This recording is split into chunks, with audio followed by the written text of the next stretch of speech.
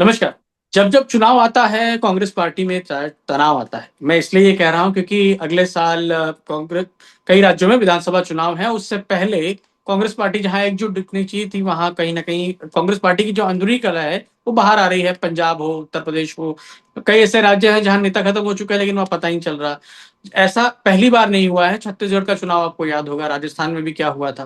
तो इसी पर बात करेंगे कि क्या कांग्रेस में सब कुछ ठीक है और क्या चुनाव से पहले ये आम बात है? इसी पर बात करने के लिए मेरे साथ वरिष्ठ पत्रकार और कांग्रेस को बहुत अच्छे से समझने वाले आदिश रावल मौजूद हैं।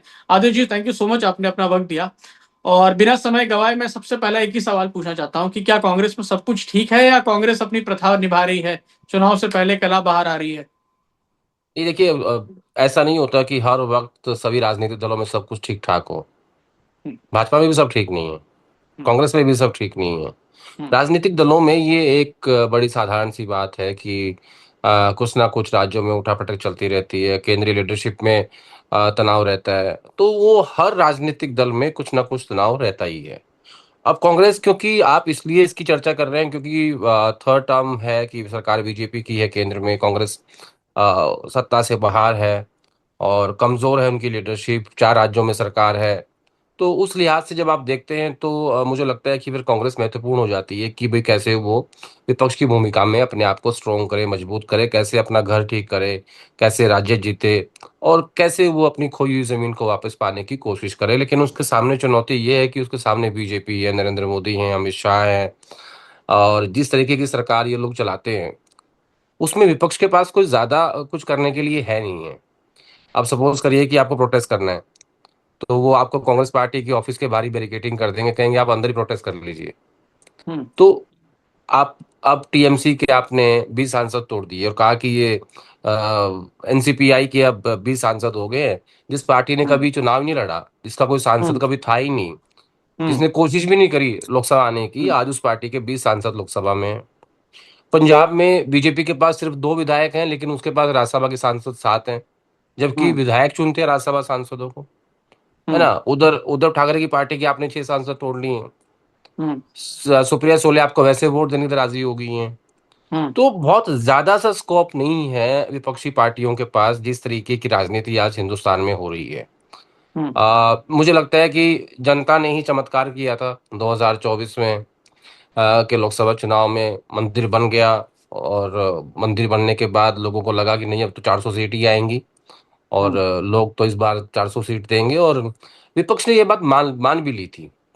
हम्म, मैं जानता हूँ बहुत सारे नेताओं को जो अपने घर जाके लेट गए थे, कहा था कि यार अब चुनाव लड़ने का फायदा नहीं है, कुछ होगा नहीं। हम्म, लेकिन एक संविधान के मुद्दे ने और इस देश की जनता ने बीजेपी को 240 ला के खड़ा कर दिया। हम्म, तो तो ये जो पूरा खेल अभी चल रहा है राजनीति का हिंदुस्तान में, और ये जो आने वाला एक महीना है, ये बहुत क्रूशियल है। हम्म, ये क्यों क्रूशियल है? क्योंकि मुझे लगता है कि जो 17 अप्रैल को डिलिमिटेशन बिल, हम्म, जो परिसीमन विधेयक था जो गिर गया था संसद के हम्म, अंदर, और 298 वोट ही मिल पाई थी एनडीए को, हम्म, उसको लाने की फिर से तैयारी हो रही है। हम्म, और सबको पता है कि इनके पास संख्या बल नहीं है, उसके बावजूद इन्होंने तैयारी कर ली है। सांसद तोड़ लिए गए हैं और जहां नहीं टूटे हैं उससे मुझे लगता है कि इनके पास आज की डेट में 332 का नंबर है। आपको हम्म, 2/3 बहुमत चाहिए किसी भी कॉन्स्टिट्यूशनल अमेंडमेंट के लिए। तो जहां जो संख्या पूरी नहीं है वहां ये क्या करेंगे कि ये एब्सटेन कराएंगे सांसदों को, हम्म, और खास हम्म, तौर पर उनको हम्म। जिनके ईडी और सीबीआई में केसेस हैं, और चाहे वो किसी भी पार्टी के हों, कोई फर्क नहीं पड़ता इस बात से। लेकिन तो आदेश, सवाल तो वही रह गया मेरा कि कांग्रेस में क्यों नहीं ठीक है। मैं इसलिए बार बार कांग्रेस का आपसे जिक्र कर रहा हूं क्योंकि कांग्रेस को चांस है पंजाब में इस बार। जिस तरह से पिछली बार रह गई थी, आम आदमी पार्टी ने जीत हासिल की, लेकिन जिस तरह की सरकार चली है, ये कहा जा रहा है कि पंजाब में कांग्रेस के आने के चांसेस है। पंजाब में कांग्रेस की सरकारें रही हैं और विरोध हो रहा है, आपस में ही विरोध हो रहा है, हर कोई शक्ति प्रदर्शन कर रहा है। इसीलिए ये सवाल खड़ा हो रहा है कि क्या कांग्रेस में सब कुछ ठीक है। उधर इमरान मसूद जो है समाजवादी पार्टी, जो कि इंडिया अलायंस में साथ में बैठते हैं, उनके खिलाफ ही बयान दे रहे हैं और नेता कहीं और चले जा रहे हैं। कोई डायरेक्शन नहीं लग रही है। मैं इसलिए ये बार बार पूछ रहा हूँ क्योंकि विपक्ष की सबसे बड़ी पार्टी है जिसको 2024 में आपने देखा नंबर से पंजाब मिले थे।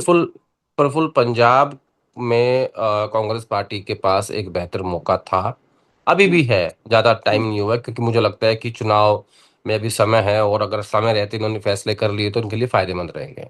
हम्म। अब आप बार बार पंजाब का स्पेसिफिक जिक्र कर रहे हो, बताओ पंजाब में ना दिल्ली से लेके और चंडीगढ़ तक लीडरशिप कंफ्यूज है कि हम्म। इनको करना क्या, ये करना क्या चाहते हैं, इनको पता ही नहीं है।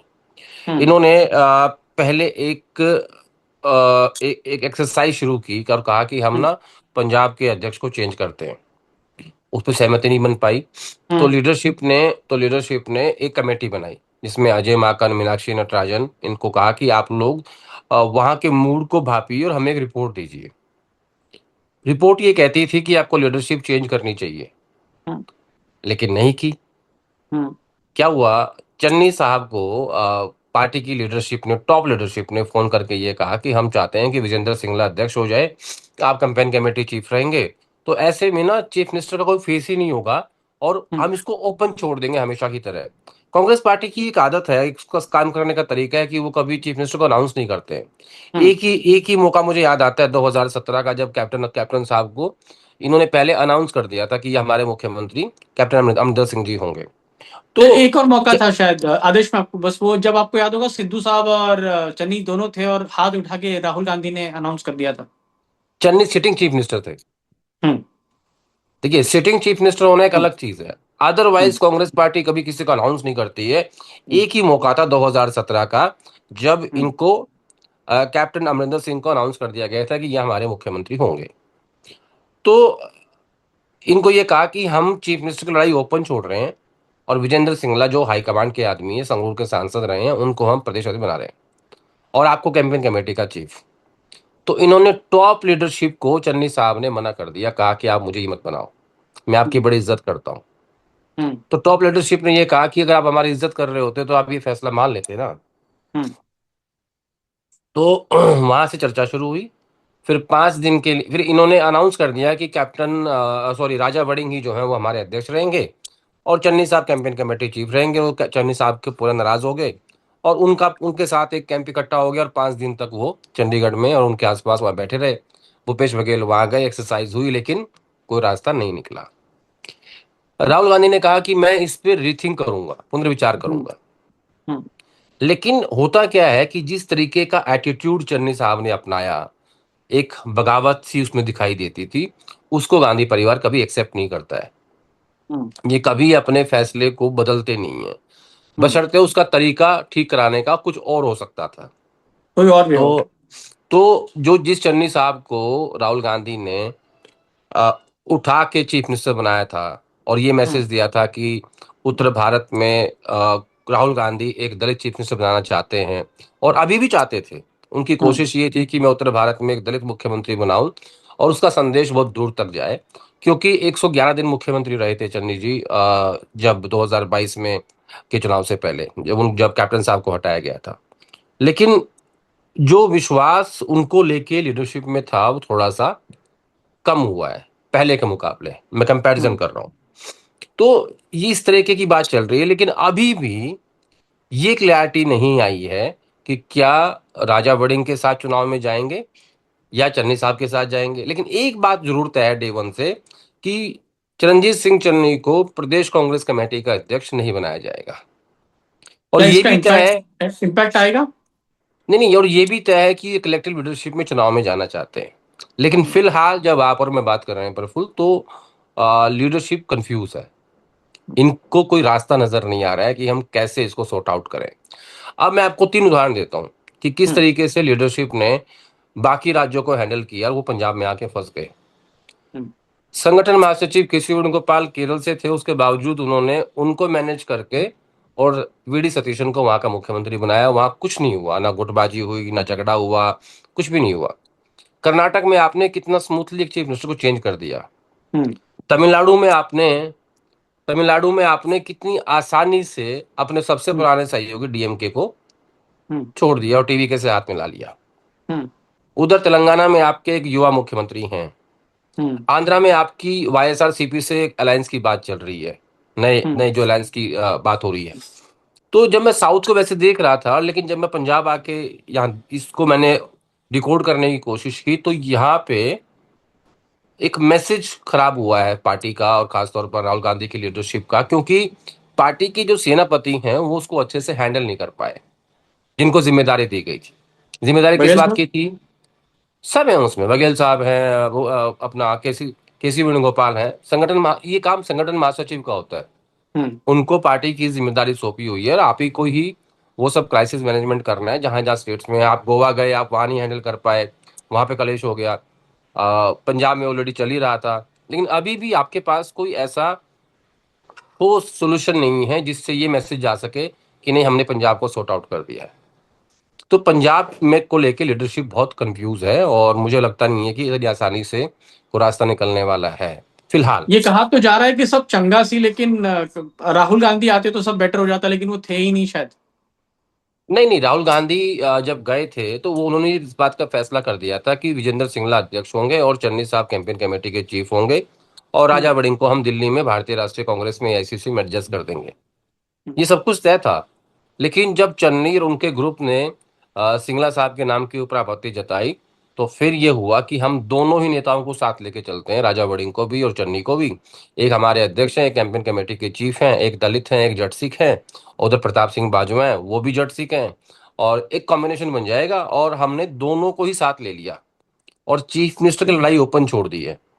हम्म। लेकिन उस पे भी चन्नी साहब को नाराजगी होगी, उनका जो गुट था वो नहीं माने। दरअसल हो क्या रहा है पंजाब में, इनको लग रहा है कि ये जो समूह है पूरा, ये चन्नी हम्म। साहब का है। ऐसा नहीं है, हम्म। हम्म। ये राजा वड़िंग के एंटी लोग हैं जो आपके साथ खड़े हुए हैं। जिस दिन हम्म। राजा हट जाएगा आपके साथ कोई नहीं खड़ा मिलेगा वहां पे। चाहे वो सुखकिरण दावा हो, चाहे वो ओपी सोनी हो, चाहे वो प्रताप बाजवा हो, सबकी अपनी अपनी पॉलिटिक्स है वहां। और चन्नी साहब एक बात भूल रहे हैं कि आज वो कह रहे हैं कि मैं बहुत पॉपुलर हूँ पंजाब में। आपके हम्म। पॉपुलर होने का सबसे बड़ा कारण ये है कि आपको कांग्रेस पार्टी ने वहां का मुख्यमंत्री बनाया था। हम्म। अगर अगर चन्नी माइनस कांग्रेस कर दोगे तो कुछ हम्म। मिलेगा नहीं। हम्म। ब्रांड वैल्यू होती है किसी भी दल की, किसी भी कंपनी की। अ, तुमने और हमने किसी भी इकट्ठे काम इंडिविजुअल की किए, एक ब्रांड वैल्यू ठीक होती है। है। ब्रांड वैल्यू होती है हर चीज की। तो कांग्रेस के ब्रांड के कारण तुम पॉपुलर हो, भगवंत मान आम आदमी पार्टी के कारण पॉपुलर है, हम्म। ठीक है। आप एक एक तो आप नींबू और वो सोडा वाली बोतल में उसमें कंपनी में काम कर रहे हो, और एक आप कोका हम्म। कोला में काम कर रहे हो, तो फर्क है ना। हम्म। अच्छा, ये बताइए फिर यूपी में क्यों प्रॉब्लम्स हैं? यूपी में भी आप देख रहे होंगे कांग्रेस के जो नेता है इमरान मसूद, वो समाजवादी पार्टी और अखिलेश को टारगेट किए हुए हैं, अलग चल रहे हैं। अजय राय का अलग बयान आ रहे हैं। वो पार्टी इंडिया अलायंस में तो साथ में दिखती है, लेकिन यहाँ अलायंस नहीं हो पाएगा, तो जो बची कुची कांग्रेस है वो भी शायद खत्म हो जाए चुनाव में। नहीं यार, अलायंस अलायंस हो जाएगा। लोग अपने अपने स्तर पे अपने अपने अलायंस तो ऊपर ऊपर से दिल्ली से होना है ना। वो तो हम्म। राहुल गांधी और अखिलेश यादव को बैठ के करना है। हम्म। और जहां तक ये लड़ाई है, ये मुझे लगता है कि ये उस स्पेस को लेने की कोशिश हो रही है ताकि वो ज्यादा स्पेस उनको मिले। हम्म। दूसरा, सपोज करो कि इमरान मसूद है, वो सहारनपुर से आते हैं, हम्म। वहाँ समाजवादी पार्टी भी है और वहाँ मुस्लिम वोट बैंक भी है, और वो मुस्लिम वोट बैंक बंटता भी है आपस में, हम्म। ठीक है ना। तो ये इन सब की लड़ाई क्षेत्रीय है, ये जो जो स्टेटमेंट्स आ रहे हैं। लेकिन अलायंस ऊपर से होगा, अलायंस हो जाएगा, और मुझे लगता है कि तो ये जो 2017 कुछ नेता चले गए थे बहन मायावती के घर पे के बाहर, जिनको इनवाइट नहीं था लेकिन वो चले गए थे, वो क्या था? वो स्ट्रैटेजिकल भूल थी। क्योंकि हम्म। उसमें जो राजेंद्र पाल गौतम साहब हैं, ये एससी सेल के चेयरमैन है कांग्रेस पार्टी के, और अब यूपी के प्रभारी हो गए हैं। तो इनको अभी कांग्रेस पार्टी को समझने में टाइम लगेगा। ये अभी नए नए हम्म। आए हैं, आम आदमी पार्टी से आए हैं। तो ये यही नहीं समझ रहे हैं कि 2024 का जो डाटा है इलेक्शंस का, वो बताता है कि इस देश के दलितों ने इंडिया अलायंस को वोट किया, अखिलेश यादव को वोट किया, कांग्रेस पार्टी को वोट किया, और वो सिर्फ और सिर्फ संविधान का मुद्दा जो राहुल गांधी ने उठाया था उसके कारण किया। हम्म। तो अब इनको इस बात की समझ नहीं है कि मायावती जिस लिहाज से वो अपने घर बैठी हुई है, जो उनकी राजनीति ही आज के टाइम पे, वो बाहर नहीं निकल सकती हैं बगैर बीजेपी से पूछे। हम्म। तो जब उन्होंने खुद तय कर रखा है कि नहीं, मुझे तो अपने घर ही बैठना है, और ये कह रहे हैं कि मुझे अलायंस करना है, क्या आपने अपनी लीडरशिप से पूछा कि वो मायावती से अलायंस करना चाहते हैं नहीं चाहते? मेरे हिसाब से तो नहीं चाहते। जब आपका आपका एक इंडिया अलायंस है और हम्म। 2024 के बाद राहुल गांधी उसके अनडिस्प्यूटेड लीडर बन चुके हैं, ममता हम्म। बनर्जी चुनाव हार गई, अरविंद केजरीवाल चुनाव हार गया, नीतीश कुमार एनडीए में चले गए, तो बचा कौन है इधर? हम्म। और जिस दिन ममता बनर्जी ने फोन करके ये कहा कि राहुल गांधी जी, आप एसआईआर के मुद्दे पे, वोट चोरी के मुद्दे पे बैठक बुलाइए, और फिर 8 जून को दिल्ली में बैठक हुई, तो उस एक फोन कॉल ने ही राहुल गांधी को इंडिया अलायंस का नेता बना दिया था। हम्म। आज मायावती तो इंडिया अलायंस का हिस्सा नहीं है, हम्म। और कांग्रेस पार्टी के नेता उनके दरवाजे पे जाके खड़े हो रहे हैं। हम्म। तो मुझे लगता है कि एक इंटरनल डिस्कशन इनको आपस में कर लेना चाहिए कि हमें किस लाइन पे जाना है। इनको पता नहीं है अभी कहाँ जाना है। पार्टी लाइन नहीं बता अभी। हाँ, नहीं पता अभी, लेकिन लेकिन हमें पता है। आदेश, आपको पता है इसलिए पूछ रहा हूँ, 2 दशक से आप कांग्रेस को बहुत अंदर से देख रहे हैं, इतने साल की रिपोर्टिंग है आपकी। लेकिन जब जब चुनाव आता है, आप भी इसको देखेंगे कि मध्य प्रदेश में जब चुनाव था 2018 का, आपको याद होगा, तब सिंधिया और कमलनाथ जी के बीच में चल रहा था, भूपेश बघेल और यहाँ पे देव सबके बीच चल रहा था। हर जगह जो राज्य में चुनाव हो रहे थे, तब कहीं ना कहीं टकराव जो है वो बाहर आ जाता है, वो भी चुनाव से ऐन पहले।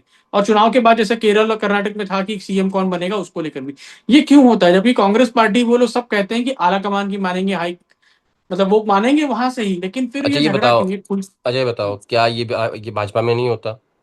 मध्य हम्म। प्रदेश में नरोत्तम मिश्रा की टिकट के लिए कितनी बगावत हुई? क्या हम्म। शिवराज सिंह चौहान और मोहन मोहन यादव का आपस में झगड़ा नहीं है? हम्म। लेकिन या इतना कैलाश खुल के विजय, बाहर नहीं आया। सुनो ना, एक ना मिनट, ना, ना शिवराज सिंह चौहान ने मीटिंग बुलाई जैसे कैलाश चन्नी ने विजय, बुलाई। मैं उस पर भी आऊंगा, मैं उस पर भी हम्म। आऊंगा। कैलाश विजयवर्गीय वर्सेस मोहन यादव नहीं चल रहा है? हम्म। क्या वसुंधरा राजे वर्सेस और rest of the BJP versus Bhajanlal Sharma नहीं चल रहा है? क्या हम्म। खट्टर वर्सेस नैब सिंह सैनी नहीं चल रहा है? क्या हम्म। क्या सोनावाल वर्सेस हेमंत बिस्वा शर्मा नहीं चल रहा है? और क्या हम्म। केशव प्रसाद मौर्य ब्रजेश पाठक वर्सेस योगी नहीं चल रहा है? या पंकज हम्म। चौधरी वर्सेस योगी नहीं चल रहा है? या अमित शाह हम्म। वर्सेस योगी नहीं चल रहा है? हम्म। कहाँ नहीं है? हम्म। हर हर राजनीतिक दल में, हम्म। हर जगह दो गुट तीन गुट आपको मिलेंगे। हम्म। और दिल्ली की लीडरशिप भी यही चाहती है, चाहे किसी हम्म। पार्टी की हो, या भाजपा की हो या हम्म। कांग्रेस की हो। जब वो गुट रहेंगे तो दिल्ली वालों की इंपॉर्टेंस रहेगी। अब आते हैं कांग्रेस पे। हम्म। हरियाणा आपने देखा, गुटबाजी हम्म। में हारे। हम्म। ठीक है। छत्तीसगढ़ गुटबाजी में हारे, हम्म। टीएस बाबा वर्सेस भूपेश बघेल। हम्म। अब राजस्थान सचिन पायलट वर्सेस अशोक गहलोत, हम्म। सबको पता है। हम्म। और रही बात अब मध्य प्रदेश की, वहां तो सिंधिया साहब अब है नहीं, वो तो उधर ही अब चले है गए। नहीं। ठीक बताइए, है, सरकार उधर आई थी वो चली यहाँ गई। यहाँ सिंधिया जी को मुख्यमंत्री बनना था। हम्म। वहां कभी जिक्र भी नहीं करते कि मुझे हम्म। मुख्यमंत्री बनना है। हम्म। तो सबको इधर ही मुख्यमंत्री बनना है। कांग्रेस के हम्म। अंदर एक बीमारी हो गई है, हम्म। नंबर लाने की कोई बात नहीं करता है, सबको उससे पहले चीफ मिनिस्टर बनना है।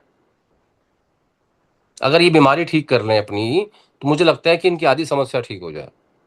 तो क्या क्या प्रॉब्लम क्यों होती, क्या जैसा कि है कि ऊपर से कोई नेता कौन है, ये इसका कंफ्यूजन है, या ऊपर से डायरेक्शन ही उस तरह नहीं दी रहते और लड़ने के लिए छोड़ दिया रहता है? डायरेक्शंस नहीं होती राजनीति में, पर फुल कोई खुल के ये नहीं कहता है कि तुम्हें ये करना है वो करना है। हम्म। सबकी अपनी अपनी लाइकिंग और डिसलाइकिंग होती है, वो कि हम्म। मैं उससे कंफर्टेबल हूँ, वो मुझसे कंफर्टेबल है। ठीक है, और अपनी अपनी लॉबिंग होती है। कांग्रेस पार्टी में क्योंकि ट्रांजिशन चल रहा है कि सोनिया गांधी की कांग्रेस अब तब्दील हो रही है राहुल गांधी की कांग्रेस में, लगभग 90% हो चुकी है, कुछ एक दो राज्यों में हम्म। बची हुई है। तो उसमें हर व्यक्ति अपना स्पेस ढूंढता है, और राजनीतिक व्यक्तियों की महत्वाकांक्षाएं तो होती है, किसी को प्रधानमंत्री बनना है, किसी को मुख्यमंत्री बनना है, किसी को सांसद, किसी को विधायक, किसी को मंत्री, किसी को राज्य मंत्री, किसी को कैबिनेट मंत्री। बहुत सारे ऐसे भी हैं जो गवर्नर बनना चाहते हैं। ठीक है, तो हम्म। हर आदमी अपनी इच्छाएं महत्वाकांक्षाएं लेकर राजनीति में आता है, तो उसमें कोई बुरी बात नहीं है। ये तो एक साधारण सी बात है, और इंटरनल फाइट तो हमेशा हर पार्टी में, कांग्रेस में, भाजपा में, हर जगह रहती है। आप वो तो बहुत दूर की बात है, आप एक विधानसभा क्षेत्र में आ जाओ, हम्म। वहीं एक पार्टी के 5 कैंडिडेट हैं, हम्म। वहीं जूता बज रहा होता है। और हम्म। वो वहां से होते होते होते होते वो एक असेंबली से होके, पार्लियामेंट से होके, फिर प्रदेश में होके, फिर दिल्ली पहुंचता है। हम्म। तो ये स्वाभाविक है। और मुझे लगता है कि जिस पार्टी में झगड़ा नहीं है ना, इसका मतलब वो पार्टी हम्म। मर चुकी है। लेकिन एक बात मैं आपसे इसलिए पूछ रहा हूँ आतिश, की जैसे आपने बीजेपी का जिक्र किया, बीजेपी में भी गुट है, बिल्कुल गुट है। यूपी में भी 3 तरह के गुट है, मध्य प्रदेश में भी है, राजस्थान में भी है, वहां पे भी वसुंधरा राजे हट गई हो, लेकिन उनका गुट अभी मौजूद है। लेकिन सवाल यह है कि राजनीति तो परसेप्शन से चलती है ना। और इस समय जो परसेप्शन दिख रहा है, जो पंजाब और यूपी में और बाकी, जैसा आपने गोवा का भी जिक्र किया, वहां पे बिखरी हुई, तो जो बिखराव है, कहीं ना कहीं इसका असर चुनाव पे तो आता है ना। जैसा आ रहा बाकी है। चुनाव का जिक्र आपने भी किया। और मैंने कब मना किया? जब ये तब देखो, है जब पंजाब में आने के चांसेस है कांग्रेस के। कांग्रेस के बारे में मैं हमेशा एक लाइन कहता हूँ कि ये हम्म। हरियाणा की रोडवेज की बस है, इसके पीछे हम्म। लिखा होता है या तो यूं चलेगी। ठीक है, उसके इसमें ये लोग अपने अंदर बदलाव नहीं करते हैं। इन्होंने कुछ नहीं सीखा अपने 3 टर्म हारने के बावजूद भी। ये अपने हिसाब से, जैसे इनकी पार्टी है, एक ऑटो मोड है उसमें, उसी में चलती है, वो फैसले कर लेंगे, हो जाएगा, देख लेंगे। आप देखो कि पंजाब का चुनाव नजदीक आते जा रहा है, लेकिन किसी को कोई हड़बड़ी नहीं है कि कैसे उसका हम समाधान निकालें, क्या हम्म, रास्ता इसका हो सकता है। हम्म, तो मतलब बड़ा आश्चर्य होता है मुझे कई बार कि क्यों कांग्रेस पार्टी इस तरीके से काम करती है, और क्यों वो ऐसा सोचते हैं, क्यों वो उनको लगता है कि नहीं, एक दिन आएगा सब और ठीक हो मोदी जाएगा। जी से लोग, हाँ, सब ठीक हो जाएगा। तो ये एक अलग मिजाज की पार्टी है। इसके बारे में आपको इतना ही कह सकता हूँ कि ये लोग बहुत डिफरेंट हैं। मतलब इतनी इतनी ज्यादा सत्ता की भूख भी नहीं है जितनी जितनी होनी चाहिए। और राजनीति में अगर सत्ता की भूख नहीं तो आपको सत्ता देगा कौन? हाँ, क्योंकि बीजेपी तो एक चुनाव खत्म होता नहीं है, वो जीते हारे हाँ, उस पे वापस वो तो झाड़ ऑटो, पोंछ के खड़े हो जाते हैं। लेकिन वो ऑटो मोड में है, वो भी, वो चुनाव जीतने के ऑटो मोड में है, उनको देश की चिंता नहीं है। हाँ, मैं इसलिए है ये ना? पूछ रहा हूँ क्योंकि देखिए, आपको याद होगा उत्तराखंड का चुनाव कांग्रेस हार गई, लेकिन वहां पर कभी कद्दावर नेता हुआ करते थे बहुत सारे, हरीश रावत के अलावा भी नेता थे। लेकिन अब अगर आप देखें, जहां उत्तराखंड में गए हैं राहुल गांधी, वहां कोई नेता ऐसा दिख नहीं रहा जिसके नेतृत्व में शायद कांग्रेस चुनाव लड़े और धामी सरकार गिराए। और वहां पे, क्योंकि 10 साल हो गए धामी दो सरकार को भी, दो एंटी इनकम्बेंसी दो उनके खिलाफ भी हो सकती है। दो चांस तो दे लिए सीनियर नेताओं को उत्तराखंड में, हम्म, नहीं ला पाए ना। हम्म, यही इसीलिए तो हर राज्य में नई लीडरशिप डेवलप हो रही है, हर राज्य में। आप देख हम्म, लीजिए झाक के, हर राज्य में सेकंड लीडरशिप को, दूसरी पीढ़ी के नेताओं को आगे लाने की कोशिश हो रही है। उत्तराखंड भी उनमें से एक है कि वहाँ हम्म, गणेश गोदियाल को जो है प्रदेश की कमान सौंपी है, और पहली बार ये हरीश रावत की छत्र छाया से बाहर निकलने की कोशिश कर रहे हैं। पता नहीं निकल पाएंगे नहीं निकल पाएंगे, मुझे नहीं पता, लेकिन कोशिश कर रहे हैं। हम्म, तो ये चुनाव इस बात का रिजल्ट देगा कि भैया किस स्थिति में कांग्रेस पार्टी उत्तराखंड में है, क्योंकि आप 2 चुनाव हार चुके हो, और वहाँ बीजेपी के अंदर भी बहुत इनफाइटिंग है। हम्म, बहुत सारे कैंप्स हैं, धामी का अलग बिल्कुल। है, रावत जी का अलग है, बलूनी जी का अलग है। मतलब वहाँ वहाँ पे भी एक्चुअली होता क्या है, जहाँ लंबे समय तक सत्ता रहती है ना, वहाँ संघर्ष और कैंप्स बन ही जाते हैं। हम्म, ये हर स्थिति कोई कभी चाहता है कांग्रेस सत्ता उसके पार्टी की, पास हो। यही समस्या कभी कांग्रेस पार्टी की हुआ करती थी। आज वो समस्या भाजपा में चली गई है, क्योंकि वो लंबे समय से राज्यों में और केंद्र में सत्ता में है।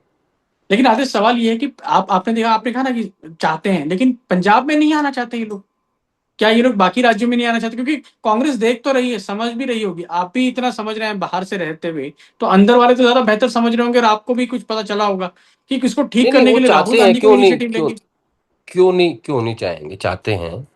लेकिन हम्म, राज्यों के झगड़े, या चुनाव लड़ने का तरीका, या संसाधनों का कम होना, बहुत सारे फैक्टर्स ऐसे हैं कि जहां ये आखिर में आके हार जाते हैं। जैसे हरियाणा में हुआ, हरियाणा में आप उनको अंदाजा था और सब मान रहे थे, सबको पता था कि भाई सीटें कितनी आएंगी, और लगभग सबने ये तय कर लिया था कि नहीं, चुनाव जो है वो कांग्रेस एग्जिट पार्टी पोल भी जीत यही रही बता है। रहे थे। एग्जिट पोल भी बोल रहे थे, हमने भी कैलकुलेट किया था, लेकिन बीच में एक स्थिति ऐसी आई कि जहां सीटें तेजी से घटना कम होगी, वही रोक नहीं हम्म, पाए। हम्म, नुकसान हो गया, एक राज्य हाथ से चला गया आपके, और माता टाइम बीजेपी आ गई।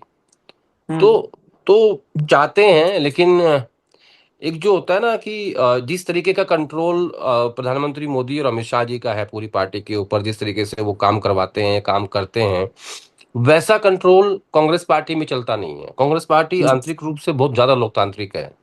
हम्म, और गांधी परिवार को भी मैंने ऐसे नहीं देखा है कि अगर उन्होंने किसी बात पे वीटो कर दिया हो तो वो वीटो हो ही गया। हम्म, वो भी मीटिंग में रिक्वेस्ट ही करते हैं। मैंने ऐसे बहुत सारे उदाहरण देखे हैं कि जहाँ ये चाहते हैं किसी को टिकट देना, नहीं दे पाते। हम्म, है ना? तो ये इस पार्टी का मिजाज दूसरा है। इसमें इसमें जो फैसले लोकतांत्रिक हिसाब से होते हैं ना, मुझे हम्म। लगता है कि वो उसकी थोड़ी सी ज्यादा कमजोरी हो गई है। आप जरूर से ज्यादा लोकतांत्रिक हो, लेकिन और यही उधर नेता जो इस पार्टी से निकल के बीजेपी में आते हैं, वहां ये सब आवाज नहीं उठती। चूम ही नहीं करते आवाज। आवाज तो तुम बहुत बड़ी बात बोल रहे हो। वहां हम्म, तो ये अपनी इच्छा जाहिर भी नहीं कर सकते कि ये चाहते क्या है। हाँ, टिकट भी नहीं मांग मतलब पाएंगे। आपको आपको इस बात की आजादी भी नहीं है कि आप ये बता सको कि आपका विजन क्या है, आप चाहते क्या हो, क्या आप लेके आए हो, हम्म, और आप कहाँ पहुंचना चाहते हो। हम्म, वहां तो साहब तय करेंगे कि वो क्या चाहते हैं और वो आपके लिए हम्म, क्या सोच रहे हैं। अगर हम्म। आप उनकी थॉट्स में आ गए तो। तो आप हाँ, इनके नजर में आ गए तो। हाँ। एक ठीक है सवाल ये प्रबोध। भी है कि मैं एक बात आखिरी सवाल आपसे पूछना चाह रहा हूँ कि डिलिमिटेशन की बातें चल रही हैं, बिल आने वाला है, आपने भी जिक्र किया है। अगर ऐसा होता है तो सीटें बढ़ जाएंगी, तब फिर क्या होगा? फिर तो कांग्रेस में और सिर डबल हो जाएगा ऐसी स्थिति में तो। कांग्रेस में नहीं, समूचे विपक्ष को एकजुट होके और एक पढ़े लिखे लोगों की एक कमेटी गठित करनी चाहिए, जो ये देखे कि लोकसभा कितनी लोकसभा सीटें बन रही हैं, कितनी विधानसभा सीटें बन रही हैं, उनकी बाउंड्रीज क्या होंगी, और बनने के बाद वहाँ क्या जातिगत समीकरण है, और क्या धार्मिक कितने हिंदू, कितने मुसलमान, कितने सिख, कितने ईसाई, कितने जैन, वो सब डाटा आपके पास होना चाहिए। तभी जाके आप कहीं इनसे मैच कर पाओगे, क्योंकि सरकार के पास ये जानकारी है कि वो हम्म। किस हिसाब से परिसीमन करने जा रहे हैं, कितनी सीटें बढ़ाएंगे, उसके पैरामीटर्स क्या होंगे। और देखिए, इसका एक लेटेस्ट उदाहरण है असम।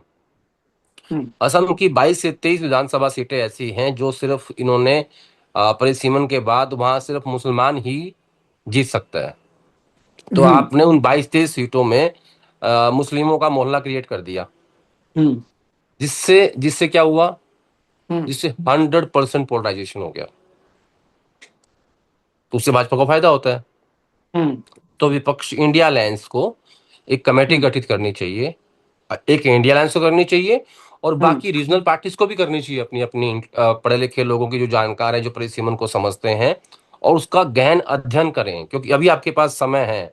लेकिन हम्म। अगर आपने ये नहीं किया ना, तो आप भाजपा के आसपास भी नहीं होंगे, ये मैं और आपको राहुल गारंटी गांधी देता आपको दिखता है ऐसा लीड करते हुए? करेंगे राहुल गांधी ये हूँ। आने वाले दिनों में सारी चीजों को शांत? इंटरनल डिस्कशन चल रहा है काफी, ठीक है। हम्म। तो मुझे लगता है कि जल्दी इस पे कुछ फैसला होगा। थैंक यू आदेश, आपने अपना वक्त दिया और इतना इंसाइटफुल डिटेल्स हमारे साथ शेयर की। Thank you so much. Thank you Praful.